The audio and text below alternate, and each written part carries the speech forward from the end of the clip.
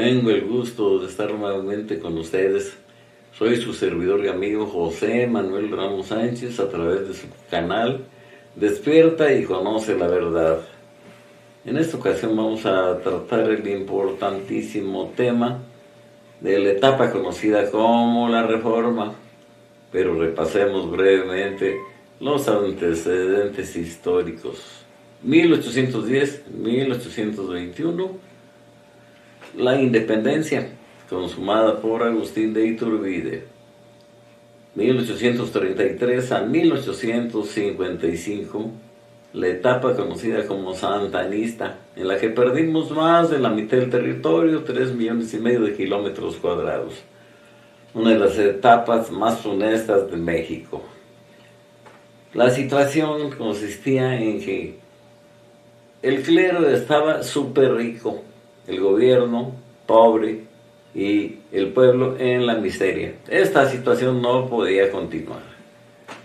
Y aparece la figura de Juan Álvarez junto con Florencio Villarreal, con el famoso Plan de Ayutla, que se convirtió en revolución triunfante y fue derrocado. Antonio López de Santana definitivamente ya no volvió al poder.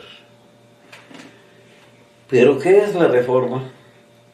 La reforma consiste en el duelo mortal entre el Estado y el clero católico, porque se había apoderado de la gran parte de la riqueza.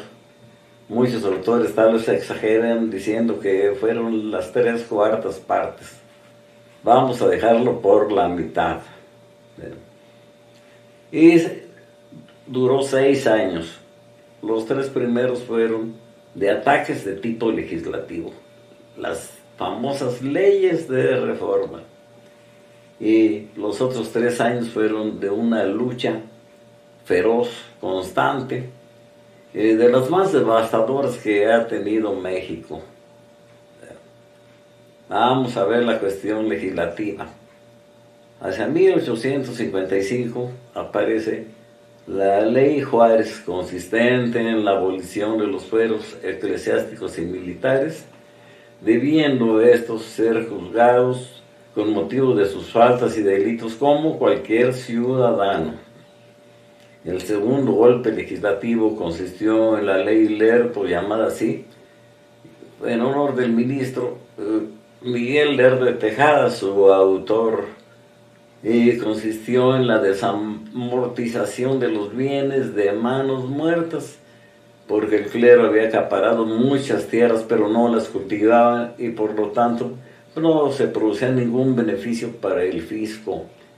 Ya con esta ley se producía un movimiento tendente a obtener fondos para el fisco, que se encontraba completamente vacío en sus arcas. Sí. Bien. La tercera ley fue la Ley Iglesias, que prohibía la inhumación en los llamados campos santos, o sea, panteones anexos a las iglesias, atendiendo a cuestiones de higiene, esto es, de medicina preventiva, según los estudios realizados por el doctor Eduardo Liceaga. Se llamó así por su autor de este mismo nombre, José María Iglesias. Bien. Vamos ahora a lo que es la historia, retomando el punto de partida. Subió a la presidencia Juan Álvarez al triunfar esta revolución ayutlista, pero dada su inexperiencia y su absoluta falta de conocimientos, rayando en el analfabetismo, tuvo que dejar el poder a los 2 meses y medio, y vía elecciones resultó presidente Ignacio Comonfort, un tipo que fue considerado como traidor por sus contemporáneos, de carácter muy débil. Está por un lado con los conservadores y por otro con los liberales. Bien. Estuvo muy influido por su compadre conservador Félix Zuluaga. Sufrió un golpe de Estado. Y entonces fue cuando subió Benito Juárez al poder desde el 19 de enero de 1858 y ya no lo dejó, sino hasta su muerte, habiendo sido presidente 5 veces, como veremos más adelante. Bueno, retomando el tema de las leyes de reforma, apareció la Constitución de 1857 de carácter liberal. No le pareció absolutamente al clero esta legislación, a diferencia de la primera de 5 de octubre de 1824, en que se consideraba como única y absoluta la Iglesia Católica y no se admitía ninguna otra religión. En esta, pues todo lo contrario. En este documento aparece en uno de sus artículos que el gobierno se reservaba el derecho de legislar en materia religiosa. Pero esto no fue todo, porque posteriormente aparecen otras leyes de reforma. La ley de la separación Iglesia-Estado, ya de carácter completamente radical. La expropiación de los bienes de la Iglesia, otra ley, llamada la del registro civil y la del matrimonio civil, que fueron posteriores a la Constitución de 1857, aunque se trata aparentemente de un error sistemático, porque claro que la Constitución es la ley de leyes, es el mandato supremo. Así estuvieron las cosas, y ya con posterioridad el clero no se iba a quedar callado, desde luego, con estas legislaciones tan audaces que atentaban contra sus intereses. Y aparece la famosa guerra de 3 años o guerra de reforma, que ha sido de las más crueles y con una pérdida de vidas muy grande. ¿Sí? Y estamos en presencia de la figura de uno de los más grandes héroes de nuestra historia, pero ha sido oficialmente relegado a segundo término. Me refiero al gran Jesús González Ortega. No fue militar de carrera, sino un periodista que se habilitó como general con mucha visión, con mucho éxito, ¿sí?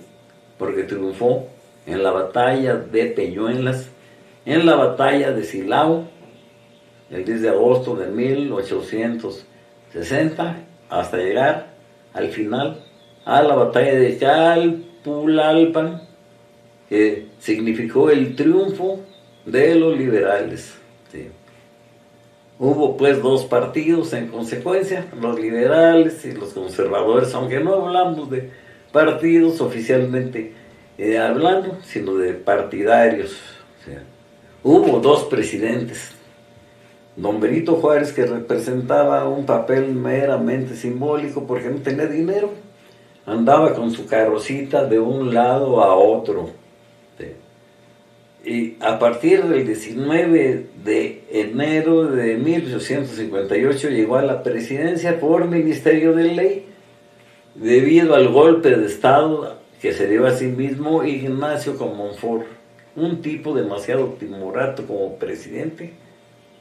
Apareció la ley de su compadre, que fue el que lo impulsó con ese tratado de Tacubaya.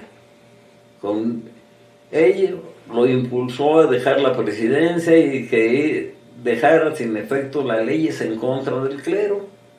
Simplemente abandonó la presidencia, encarceló a Benito Juárez y a Isidro Olvera, disolviendo el Congreso y a la vez que el ayuntamiento. Así comenzó, se dice propiamente, esa presidencia de Juárez, que duró más de 14 años, casi 15, hasta que la muerte lo sorprendió. Bien, esta guerra de reforma terminó en el año de 1960, 58, 59, 60. ¿Sí? El triunfador fue Jesús González Ortega. Y ya con esto podemos pasar a otra etapa de la historia. No conforme con esto, pues entonces vinieron encima las potencias extranjeras reclamando cada una sus adeudos. Pero esto ya lo veremos para la próxima ocasión. Es todo de momento, me despido de ustedes cordialmente y hasta la próxima.